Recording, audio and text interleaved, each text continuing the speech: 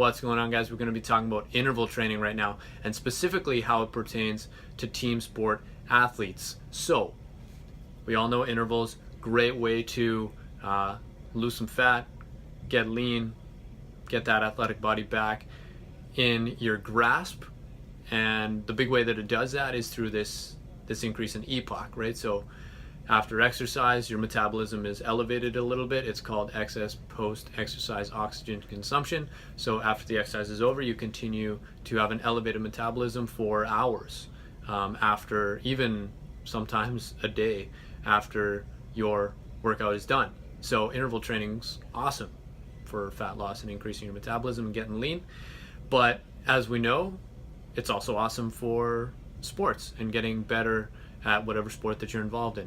If it's ultimate frisbee, if it's soccer, if it's baseball, softball, ringette, hockey, you can use intervals specific to your sport that kind of mimic the work rest ratios that you would experience in your sport, that will not only serve the benefit of getting you lean, but also serve the benefit of enhancing your sport performance. So what we did is we broke it down into kind of quick explosive sports, so things like baseball and softball, where it's quick, not much longer than like a 10-second burst of activity, and then kind of longer duration. These would be called anaerobic lactic type sports. So these would be things like soccer, ultimate, hockey, ringette.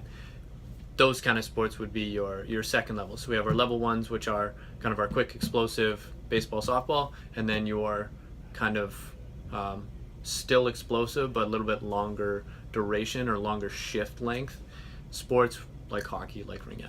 So how do we go ahead and set up our work to rest ratios and our intervals to optimize not only fat loss but to get some performance and get some increased endurance and ability to express force in our sports? Well, you use good work rest ratios. So work to rest ratios are the ratio that you work versus the ratio, or compared to the ratio that you would rest. So in the case of quick explosive sports like baseball and softball, you would want to use about a 1:12, 1:15 work to rest ratio. So you'd be working for like anywhere from like 5 to 10 seconds and then resting for like anywhere from 1 to 2 minutes, right? So using that good work to rest ratio that allows for full recovery of some of the energy substrates that are in your muscle in order to fully express high intensity in the next bout. Because it's not enough just to crush yourself, do a 10-second bout and then rest 10 seconds, or 10-second bout, rest 10 seconds. What will happen is your intensity will just drop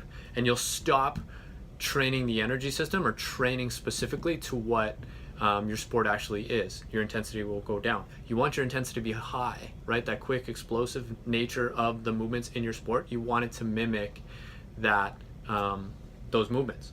So make sure your intervals are quick and snappy, and you do that by using good work to rest ratios, 1 to 12 to 15 for those quick explosive sports.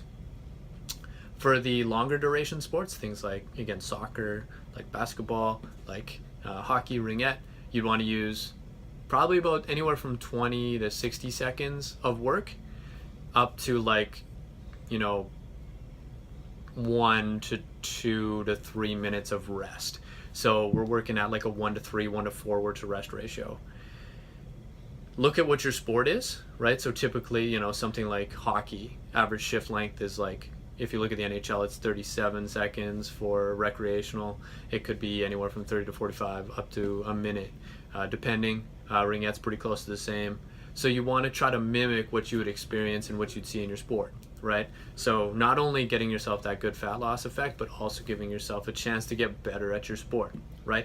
So with those kind of longer duration but still high intensity efforts, you're going to be looking at 1 to 3 to 1 to 4 work to rest ratio, working for 20 to 60 seconds, resting from 1 to 2 to 3 minutes, whatever is necessary to adhere to that 1 to 3 to 4 work to rest ratio.